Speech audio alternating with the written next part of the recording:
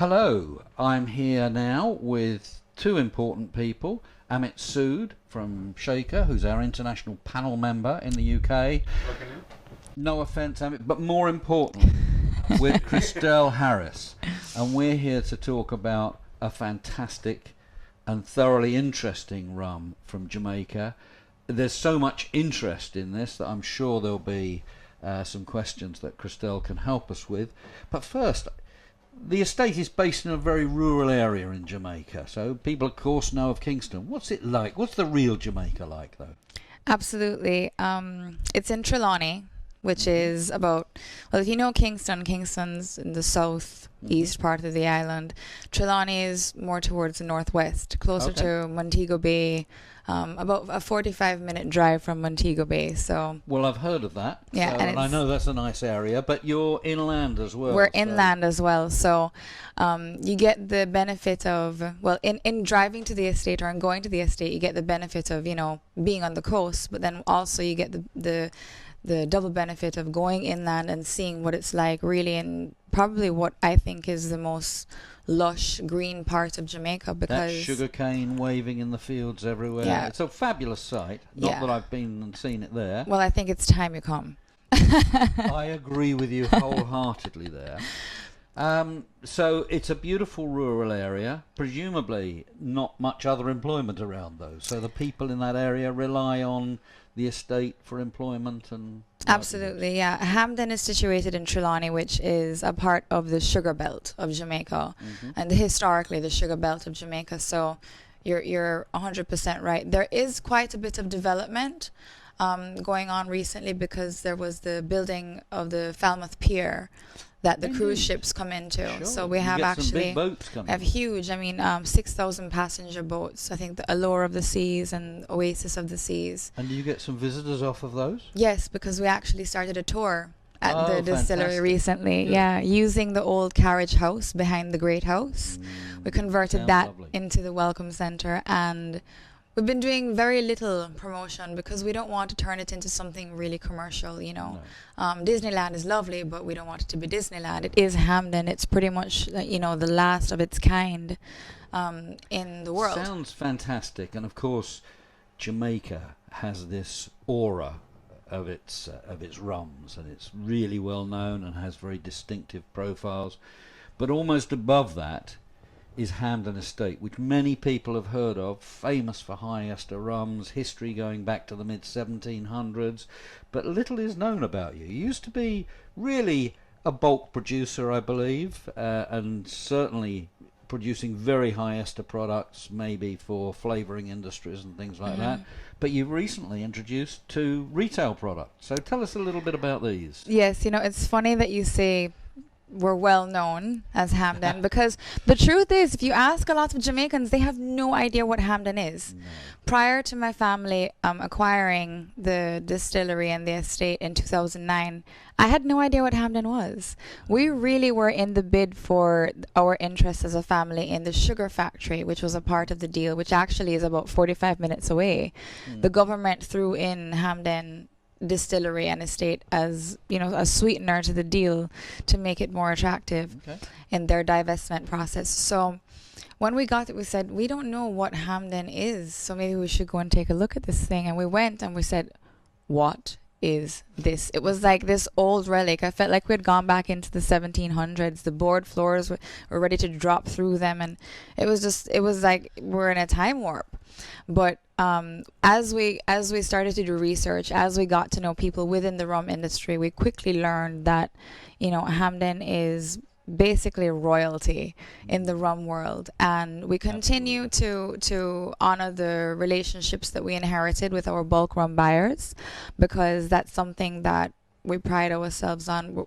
We pride ourselves on continuing the tradition of authenticity and carrying that forward, because we began to understand and appreciate how special Hampden is. Fantastic. And you, I think, deal with the commercial side of the operation. You've kept, presumably, your distillers and blenders with all their history and secrets, and I think you talked about history and heritage. You've got 100-year-old fermenters there, so you've still kept those and the people who... We have, absolutely. I mean, we thought it was important to bring our products to the market because we didn't want to keep it a secret anymore. We thought if this is such a national treasure, then everybody should know about it. But in doing that, we haven't, as I said, we've kept our relationships with the bulk rum buyers and we introduced these. But as you said, we have kept, everybody who was on board has to stay on board because they know what's going on there. I mean, it's the way that rum is made there or at Hampden is that the traditions have been passed on. When we came on board, it's not like you open up a book and say, okay, this is how you make rum. No. This is how we make Hampden rum, and this is the way it is. It's the last of its kind. Well, I do have a secret plan to visit, and I'd Yes. love to come along and talk to some of those people, and perhaps the mysteries of Dunda will be unravelled to us. But I think we should talk a little bit about these two products, Rum Fire and Hampden Gold, and perhaps this is where we bring in Amit, because these are slightly unusual products, aren't they, Amit? They're not exactly sipping rums, maybe. They are rums of a very unique profile that are a real treasure because there's so few rums like these, and also for bartenders and sort of drink enthusiasts across the globe, these kinds of rums represent a unique set of flavour profiles that are really important in certain types of drinks. If there is something that drives the bartenders that I talk to around the world wild, it's these products.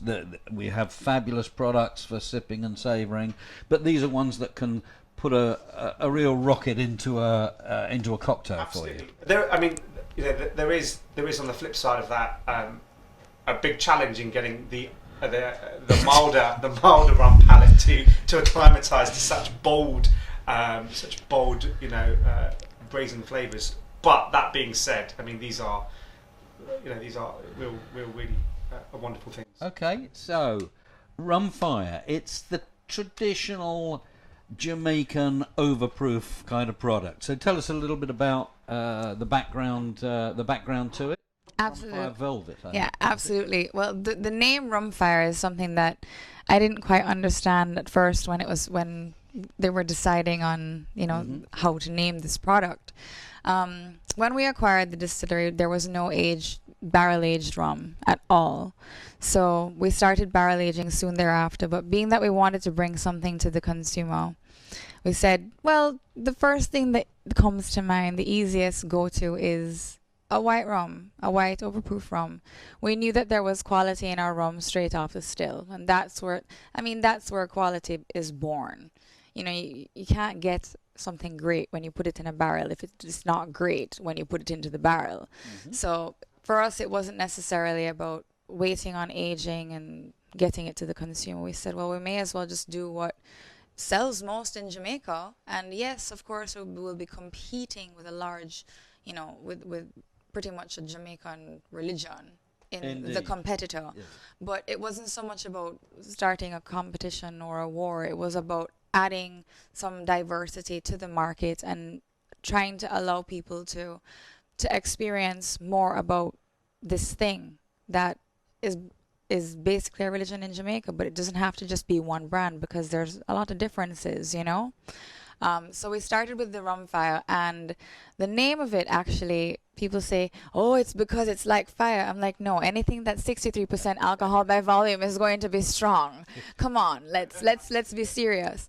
But the truth is, when there was a tradition of, in the past, they would steal rum from the distilleries, and there was a saying that if they threw it on the bar counter and lit it on fire and it burned blue, it was the good stuff. Ah. The good stuff, i.e. John Crabatti. Yep. AKA JB. So the funny thing is that JB is said to have actually originally come from our distillery. Because, that's what they say. I can't guarantee because I wasn't there at the time. So we decided to give some honor and value to that tradition and that bar culture mentality of our bar culture that is so present in Jamaica, or it was in the past. So we decided to name that Rum Fire. I'd not heard that story about Rum Fire, and if anyone out there wants to know a bit more about John Crowbatty, then listen to Ian Burrell, the Yes. marvellous ambassador for rum. He brings those stories to life beautifully. Beautifully. I think it's about time that we remind people of the health warning. This is 63% alcohol, Yes. but it's about time we nosed it and maybe had a little sip, and you can talk to Amit about this. Yeah, I'd actually love to hear what Amit has to say, because I Okay. know what I think about it. I've heard a lot of people talk about it because I've seen lots of people taste it and knows it, but I've never heard you. So Just an opinion. So I get, like lots of typical sort of good quality overproof. There's a real ripeness of rich fruit coming from this overripe banana, but also the real sort of absolute pure identity of molasses, and almost that sort of real sort of earthy organic nature you pick up from any sort of sugar distillate. Really a beautiful, wonderful, rich, round sort of earthy organic note from the sort of molasses in here.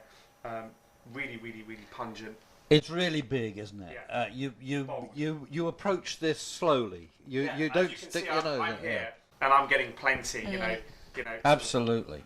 A good distance away, and just let those aromas waft off. As you can see, I'm not swirling the glass either, No. because you don't need to encourage any additional aroma to sort of come out from this. And really, in some ways, the backbone of it, as you say, is classic Jamaican overproof pot still rum with some real interesting notes It's around very that. complex, So, and there's many layers to the characteristics, and you have to take your time with it. And it's one of those that you keep coming back to over a 10-15 minute period, and the evolution continues, and you pick up something else, so what sort of drink would you put this into, Amit? Well, there's a few sort of typical options that I would lean towards. It would form the basis of a nice heavy sort of Jamaican punch. So you've got things like regular rum punch. You've got things like classic Mai Tais. The Mai Tai would call for an aged style Jamaican, but you could use this along with some other kind of aged rum as well. To So get that just profile. put a Yeah. half measure or something Absolutely, into 15 to give. 20 mils. A float for a little bit of potency as well on top of some kind of drink. That requires a float of overproof. I love using it as an aromatizing agent as well. So put it in a little spray bottle and spray it over the top of a Interesting. drink. And also use that in the same way, but to spray it and flame it. So you get this kind of sort of like Sure. slight sort of theatrical element coming over. Lots of people can deal with this in larger amounts in certain drinks as well. So putting 30, 40, 50 mils in and mixing it up in some kind of interesting way. Myself, I like it in real sort of classic, authentic kind of punch style drinks. I think all good thoughts, but of course, in Jamaica, how's it drunk? in Jamaica, to be honest, cocktail culture isn't really alive and well in Jamaica too much. They go for simple ingredients. But would they drink it with and drink this down and then use a chaser after it? Or? In some bars they will. In a roadside bar where, the man has been working all day and he's on his way home, he'll stop at the roadside bar and order, give me a one Rum Fire, and he'll get a shot of it, and he, as you're saying, he will shoot it down and probably he'll chase it with maybe a Guinness or a Red Stripe. Oh, I thought you were going to say coconut water or something like that. No, okay. no, cause and effect. Okay. But generally speaking, I mean, the young people have really gravitated towards Rum Fire. Not that I think it's just a young people's drink, but they like it, and because it's easy to use and it never loses its characteristic in anything. So yeah, of course, you have the little house parties and you have people that will put it into daiquiris and so, but you can put it with anything.